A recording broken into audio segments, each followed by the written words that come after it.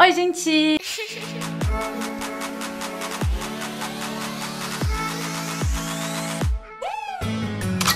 J'espère que vous allez bien. Aujourd'hui on se retrouve pour une nouvelle vidéo et on se retrouve tout simplement pour la partie 3 de la vidéo catfish. Donc je suis trop contente que ce concept de vidéo vous plaise. Donc continuez à m'envoyer vos témoignages, que ce soit par mail, je vous remets mon mail juste ici, ou directement sur mon Instagram, je vous mets mon Instagram juste là. N'hésitez pas aussi à aller vous abonner sur mon Instagram. Avant que la vidéo commence, vous savez déjà, n'oubliez pas de liker et de vous abonner, c'est super important. Et on va direct attaquer cette vidéo. Donc pour cette fois-ci, contrairement aux parties 1 et aux parties 2 que je vous le mets juste là si vous les avez pas vus, j'ai voulu faire différent. J'ai des témoignages, mais pas des gens qui sont fait catfish, mais des gens qui ont piégé des gens et pourquoi ils l'ont fait. J'ai trouvé que c'était intéressant de voir les choses d'un autre point de vue. L'histoire du milieu est clairement la plus choquante, c'est ouf. On va essayer de comprendre ces gens, qu'est-ce qu'ils ont fait, est-ce qu'ils ont raison ou est-ce qu'ils ont eu tort. C'est parti pour la première histoire. Manon, elle nous dit qu'en fait voilà, tout ça s'est passé en 6ème, et pour nous mettre dans le contexte, elle dit qu'elle était dans une école privée et que elle et sa meilleure amie, elles avaient pas les mêmes moyens financiers que les gens de son école, elles avaient beaucoup moins d'argent et que du coup les gens se moquaient assez souvent d'elle. Et elle nous dit que voilà, c'était juste des histoires d'harcèlement comme on en voit un peu partout, mais que elles, les deux, elles ont décidé de se venger. Elle et sa meilleure amie, elles ont décidé de créer plusieurs comptes de toute une famille entière. Donc la famille s'appelait tout simplement la famille Martin, donc le père, la mère et les deux enfants, une fille et un garçon comme je vous ai dit. Et leur but c'était tout simplement que ces deux personnes du coup qui sont les élèves arrivent à soutirer des informations croustillantes des personnes qui les ont harcelées. Donc d'abord elles ont créé le compte de Théo qui était un très beau brun de 11 ans qui aimait beaucoup le surf et Kev Adams. Et ensuite Lucie, 13 ans, qui était une brune très jolie qui faisait de la danse et qui voulait être vétérinaire. Et elle nous dit que voilà, les photos qu'elle a utilisées c'est tout simplement les photos de la correspondante de sa meilleure amie qu'elle avait à ce moment-là. Donc la correspondante était d'accord pour que Manon et sa meilleure amie utilisent ses photos à elle, mais elles ont utilisé les photos de toute la famille, chose que sa correspondante n'était pas vraiment au courant. Ça c'est pas bien. Et voilà, elles ont vraiment alimenté le compte Facebook avec des photos, avec des publications, que ce soit pour la mère, le père, mais surtout pour les enfants, c'était vraiment le plus important. Le but c'était vraiment de cibler deux personnes, un garçon et une fille, Valentin et une fille qui s'appelait Amélie. C'était les deux personnes principales qui les harcelaient tous les jours au collège sans aucune raison précise. Le problème c'est que qu'est-ce qui s'est passé? Manon, qui était tout simplement derrière le compte de Lucie, a commencé vraiment à s'attacher à Valentin. Donc à partir de ce moment-là, elle a décidé de supprimer le compte de Lucie parce qu'elle n'y arrivait pas, elle s'attachait vraiment et elle s'est dit vaut mieux arrêter maintenant avant que ça commence à prendre une ampleur beaucoup trop grande et que je puisse pas le gérer. Sauf que le profil de Théo marchait super bien. Donc Amélie, elle est tombée dans le panneau comme il faut et c'était une fille blonde très belle que tous les mecs adoraient. Il faut savoir qu'Amélie, elle a balancé tellement de choses sur elle qu'elles ont tout simplement décidé d'ouvrir un compte Facebook, donc un compte gossip, et elles ont tout simplement invité quasiment toutes les personnes du collège dans ce groupe là. Elles se rendent compte aujourd'hui que c'est horrible ce qu'elles vont faire, mais elles étaient inconscientes et à ce moment là elles étaient vraiment énervées du comportement qu'Amélie avait avec elle alors qu'elles ont jamais rien fait à cette fille. Et du coup sur le compte gossip, elles ont commencé à avoir quelques gossips des personnes, mais elles ont décidé vraiment de balancer les plus gros secrets d'Amélie à l'époque. Elles ont très vite effacé tout ce qu'elles ont publié, mais c'était tellement gros qu'il y a eu un impact énorme. On arrive du coup à la dernière partie de l'histoire, c'est qu'en fait Amélie à ce moment là elle s'est pas rendu compte que les choses qui ont été balancées c'était parce que Théo l'avait balancé. Elle a pas fait le rapprochement et elle a continué à parler avec Théo et ils se sont même mis en couple. Donc ils étaient en couple depuis environ quelques jours et Théo a donné rendez-vous à Amélie pour qu'ils se voient enfin en vrai, puisque jusqu'à là c'était une relation juste par texto, vous voyez. Amélie a débarqué au parc, c'était un parc qui était juste à côté de chez la meilleure amie de Manon et elles étaient au loin en train de regarder Amélie toute seule assise sur le banc en train d'attendre Théo. Et bien sûr Manon et sa meilleure pote ont profité pour prendre des photos d'Amélie qui attend toute seule son prince charmant qui n'est jamais arrivé. Et qu'est-ce qu'elles ont fait? Elles sont rentrées chez elles et elles ont tout publié sur la page Facebook Gossip pour une fois de plus l'humilier tout simplement. Juste après ça, elles ont décidé de mettre un terme à tout ça parce qu'elles avaient eu ce qu'elles voulaient et le but c'était pas de faire souffrir cette fille indéfinitivement. Elles ont donné rendez-vous à cette fille et elles ont dit toute la vérité. Elles ont dit que c'était elle derrière le compte et que c'était une vengeance parce qu'elle a fait beaucoup trop de mal à sa meilleure pote et également à Manon, qu'elle les harcelait sans aucune raison et que c'était pour qu'elles comprennent qu'est-ce que ça faisait de se faire harceler, de se faire humilier devant tout le monde. Amélie a reconnu que voilà, elle a été très mauvaise, qu'elle a eu tort, elle s'est excusée et depuis elle n'a plus jamais fait chier Manon et sa meilleure amie. Donc voilà la première petite histoire. Est-ce que vous pensez que sur cette première histoire, c'était mérité? Est-ce que vous pensez qu'il y a des gens qui méritent d'avoir un petit électrochoc pour comprendre que qu'est-ce qu'ils font, c'est mal? Oui ou non? À vous de me le dire dans les commentaires. On va passer à la deuxième histoire et cette deuxième histoire, elle est folle. Pour vous dire la taille qu'elle fait, c'est ouf. Je vais essayer de faire court mais pas trop. Voilà, cette histoire a pris une ampleur tellement ouf que cette fille demande limite de l'aide à mes abonnés, donc à vous, pour savoir qu'est-ce qu'elle devrait faire parce qu'elle a une décision à prendre et qu'elle n'y arrive pas. Julie commence le message en nous disant: je te raconte cette histoire aujourd'hui car la catfisheuse c'est moi. Tout a commencé en 2018, c'est plutôt récent, j'habite en France mais je suis née aux États-Unis. J'ai déménagé en France quand j'avais 17 ans, c'est très important, j'en ai actuellement 25. Donc voilà, on est mis un petit peu dans le contexte et elle nous dit qu'elle habite en France tout simplement parce que son père il a été muté. Elle nous dit que voilà, quand elle a dû aménager en France, elle avait pas du tout envie puisque aux États-Unis elle avait tout simplement une vie parfaite. Elle était pompon girl et elle était en couple avec son premier amour d'enfance qui était dans l'équipe de basket, donc vraiment le truc cliché dans les films. Du coup son copain, on va l'appeler Adam. Faut savoir que Julie elle est de nature très possessive et son copain lui il est très calme, chose qui l'ennuyait un petit peu et elle nous avoue que des fois elle crée des histoires qui n'avaient pas trop dû d'être juste pour faire une réaction à son mec. Le jour est venu où elle a déménagé en France, donc dans le sud, et voilà, ils ont quand même décidé de garder leur relation comme une relation à distance parce que son père a été muté juste pour quelques mois qui après sont transformés en un peu plus, ce qui a été super bénéfique pour eux parce qu'elle a dit qu'une relation à distance, ben, il était beaucoup plus jaloux, beaucoup plus possessif, il lui parlait beaucoup plus, leur couple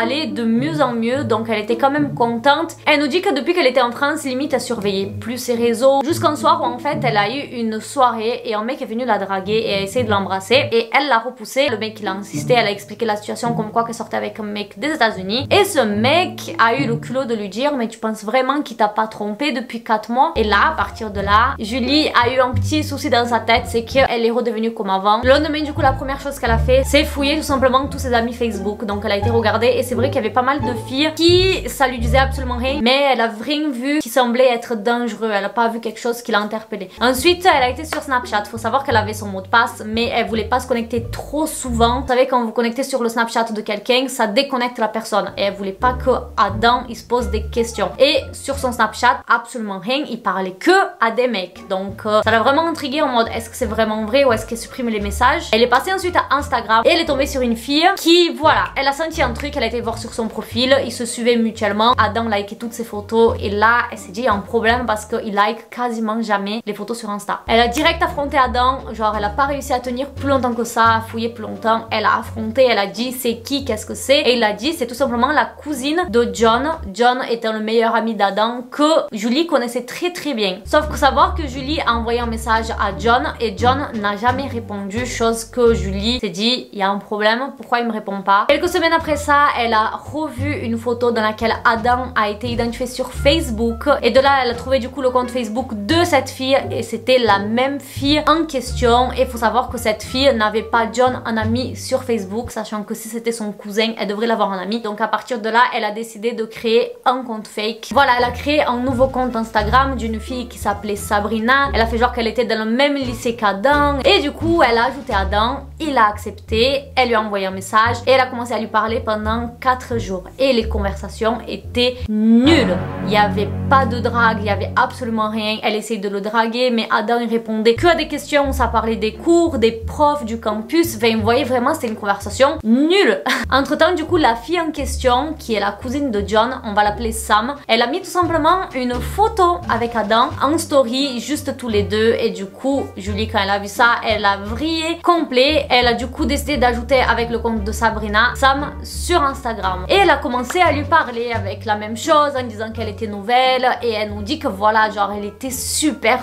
gentille, chose qui l'a encore plus saoulée parce qu'elle était vraiment trop gentille. Elles ont commencé à s'appeler carrément. Bref, il y a eu une vraie amitié qui s'est installée, mais pour Julie tout ça était dans le but de s'approcher d'elle et un jour venir à parler d'Adam en mode ouais tu vois qui c'est nanana et voir ce que Sam allait dire. Jusqu'un jour où en fait elle est tombée à nouveau sur une photo sur Facebook où Adam avait les mains attachées à Sam. Donc comme c'était un jeu, ça avait l'air un peu bourré, nanana. Une fois de plus, Julie a pété un câble et elle a pris une décision que là je pense que vous attendez pas du tout à ça. Et elle s'est tout simplement inscrite sur un site du style adoptamake.com, mais il y avait également des filles. Et elle a tout simplement embauché une fille qui d'ailleurs, la fille s'appelait Sabrina, donc énorme coïncidence puisque son compte fake s'appelait Sabrina et c'était également une blonde, tout ça. Et elle a tout simplement payé Sabrina du coup pour aller à une soirée et surveiller tout simplement Adam et Sam. Est-ce que vous voyez à quel point elle a été loin là? Moi ça me choque. Voilà, à la fin de la soirée, elle a envoyé des photos du coup à Julie et on voyait surtout Sam avec Adam sur l'ordi où voilà, ils échangent de téléphone. Ils avaient l'air vraiment complices d'après Sabrina. Et du coup, quelques jours après, son plan était tout simplement de embaucher à nouveau la même fille. Donc Sabrina lui demandait d'aller à une soirée et Sabrina devait se faire passer pour Sabrina, le compte fake, et aller voir Sam en disant salut, c'est moi Sabrina, enfin je te vois depuis le temps qu'on se parle sur internet, nanana. Parler avec et dire oh la dernière fois je t'ai vu en soirée, t'étais avec Adam, c'est ton copain, et voir à partir de là qu'est-ce qu'elle allait dire. Apparemment elle a dépensé plus de 600 $ dans tout ça. Donc le jour arrive, Sabrina lui a dit écoute je fais ça, je te contacte en fin de soirée comme ça je suis vraiment concentrée. Et à la fin de soirée du coup Sabrina l'appelle en disant ça s'est pas du tout passé comme prévu. En gros du coup Sabrina s'est présentée à Sam en disant salut c'est moi Sabrina, on se parle tout le temps, nanana. Sam m'a dit pourquoi tu m'as pas dit que tu venais. Sabrina a dit qu'elle voulait lui faire une surprise vu qu'elles étaient vraiment potes, nanana. Et de là Sam a fait un câlin à Sabrina mais le câlin n'avait pas du tout l'air amicaux. Elle avait l'air d'avoir envie de plus. Mais elle est quand même restée concentrée dans sa mission, elle lui a parlé super longtemps et là Adam est arrivé, il a demandé si elle voulait un truc à boire et il a été chercher à boire pour les deux. Et là Sabrina a tout simplement demandé à Sam si c'était son copain et Sam elle a dit quoi? Non pas du tout, c'est juste un pote à mon cousin et en fait il veut aller faire une surprise à sa meuf à Paris et vu que je parle français parce que j'ai déjà habité au Canada, je l'aide à faire une surprise pour réserver l'hôtel. Tu sais je suis pas trop branchée garçon, je suis plutôt branchée fille. De là elle a dit je reviens, je vais aux toilettes et elle a disparu de la soirée. Donc elle a raconté tout ça au téléphone à Julie, Julie lui a fait le virement, a payé et Julie a fondu en larmes. Voilà, elle était dans une position où elle savait pas quoi en penser parce qu'elle doutait de son mec alors que son mec était juste en train de lui faire une surprise, vous vous rendez compte? Waouh! Comme si elle était pas assez dans le mal, elle reçoit tout simplement un message de Sam en lui disant écoute je voulais te le dire à la soirée mais t'as disparu, mais je ressens des trucs vraiment forts pour toi et tout, pour moi c'est pas juste amical et quand je t'ai vu ça a confirmé mes certitudes, nanana. De là Julie, ne sachant pas quoi faire, elle a supprimé le compte fake direct, elle a tout supprimé et du coup Julie elle nous dit que son copain est venu la voir seulement quelques semaines après et qu'il avait une énorme surprise à lui faire et en fait c'était devant la tour Eiffel et il lui a dit j'ai quelque chose à te dire. Non, il a pas demandé un mariage. En fait le père à Julie avait contacté Adam pour lui dire que sa fille rentrerait très bientôt parce que sa mission est finie et il revient aux États-Unis et en fait c'est Adam qui a annoncé ça à sa copine et du coup elle est rentrée aux États-Unis. Mais vous voulez savoir ce qui s'est passé? Quand elle est rentrée aux États-Unis, elle a tout simplement rencontré Sam qui est devenue du coup une super copine à elle puisqu'en fait Sam était bel et bien la cousine à John. C'est juste que John n'avait plus accès à son compte Facebook parce qu'il s'était fait pirater et c'est pour ça que Sam n'avait pas John sur Facebook et c'est pour ça que John n'a jamais répondu à Julie et du coup elle est devenue copine avec Sam. Elle a dit qu'elles sont vraiment meilleures potes au jour d'aujourd'hui et en fait elle ne sait tout simplement pas quoi faire parce qu'il y a environ quelques semaines avant qu'elle me raconte cette histoire, Sam lui a parlé en fait de Sabrina en disant il y a quelques années j'ai rencontré une fille, elle s'appelle Sabrina et je suis vraiment tombée amoureuse d'elle et elle a tout simplement disparu de la surface de la terre et du coup Julie à ce moment là ne sait pas si elle doit dire la vérité ou pas à Sam et son copain parce qu'on peut la comprendre, c'est quand même il y a un an et demi et c'est quand même super tordu si elle doit leur avouer qu'elle a embauché quelqu'un pour surveiller, pour aller à la soirée, pour parler. Donc voilà, elle finit l'histoire en disant je me demande si je dois leur dire la vérité ou si c'est trop tard car ça fait quand même plus de 2 ans mais le truc est allé tellement loin que je saurais même pas comment expliquer. En tout cas j'adore tes vidéos et j'ai besoin de ton aide parce que je ne sais pas quoi faire. Je ne sais pas quoi en penser. Vraiment, c'est pour ça que j'ai besoin de votre aide. Est-ce que vous pensez qu'elle doit lui dire la vérité ou pas? Ou est-ce que c'est trop tard? Elle lui dit passe à autre chose. Cette Sabrina, si elle a disparu, c'est qu'elle t'aimait pas. Et voilà. Dites-moi et aidez Julie, s'il vous plaît. Donc pour la troisième histoire, je trouve pas que c'est très grave ce que cette personne a fait. J'ai trouvé ça plutôt drôle, donc j'ai voulu la mettre pour un peu alléger les autres histoires. Emma, elle trouve qu'elle a des raisons totalement fondées d'avoir fait ce qu'elle a fait, et elle nous dit que ça peut paraître sorti tout droit d'un film d'espionnage, mais pas du tout, ça lui est bel et bien arrivé. Tout ça, ça commence dans une LAN, je sais pas ce que c'est. Elle nous dit que c'est tout simplement un rassemblement de personnes qui jouent à des jeux vidéo, je sais pas s'il y a des connaisseurs, afin de faire des sortes de compétitions. Et voilà, elle nous dit que son équipe était en froid avec l'équipe adverse et que du coup c'était encore plus important de gagner. Et juste après leur victoire, malgré beaucoup d'accusations de triche, leurs serveurs en fait ont reçu des attaques, donc des tentatives de piratage. Pour être plus précis, ils ont contacté du coup le responsable de leur serveur qui lui a fourni du coup l'adresse IP. Pour ceux qui savent pas, l'adresse IP c'est une sorte d'identification qui amène à un ordi précis. Du coup leur équipe ont directement accusé l'équipe adverse, donc l'équipe qui a perdu, puisqu'ils habitaient juste à côté. Ils étaient déjà rentrés chez eux et auraient eu le temps du coup de planifier tout ça et mettre en place cette tentative de piratage. Quelques jours plus tard, son équipe en fait ils étaient toujours bloqués là-dessus et ils voulaient en fait limite aller porter plainte et même se venger d'eux-mêmes de cette attaque. Sauf que Emma était persuadée que c'était pas eux, parce que pour elle en fait ils étaient pas assez bêtes de rentrer chez eux et d'essayer de les attaquer directement. Et c'est là qu'elle a décidé de mettre un petit plan en place. Elle pense que c'est une des choses les plus illégales qu'elle a fait. Elle dit même qu'elle s'en veut un petit peu, même si pour elle les raisons étaient valables. Et à partir de là du coup elle a commencé à créer un faux profil. Donc qu'est-ce qu'elle a fait pour que ça ait l'air bien réel? Elle a été chercher une personne qui existait déjà pour avoir les photos, tout ça, mais elle a pris une personne qui habitait dans un autre pays où la langue n'était pas la même pour que ça puisse pas lui porter préjudice en attendant qu'elle le supprime. Et on va appeler ce faux profil Tania. Ensuite elle a été chercher un des principaux suspects, s'appelait Alex. Elle a du coup été sur le profil d'Alex, elle a pris le lieu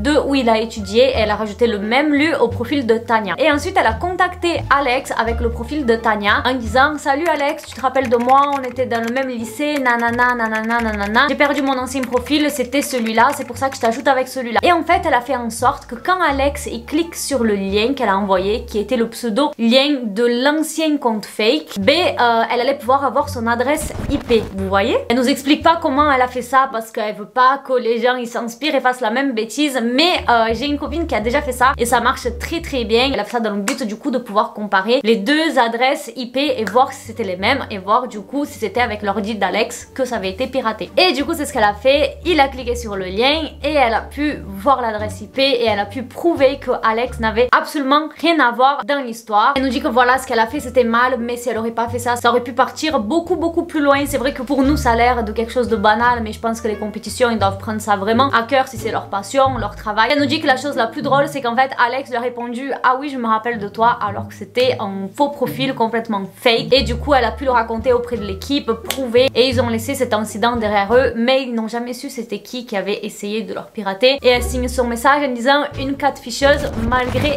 elle. Qu'est-ce que vous en pensez? Dites-moi dans les commentaires laquelle des trois histoires vous trouvez que c'est la pire. N'oubliez pas de donner des conseils à la fille du coup de la deuxième histoire. Et n'oubliez pas de liker, de vous abonner. Et mettez un gros pouce bleu si vous voulez une partie 4. Je vous fais plein de bisous. Bisous, ciao.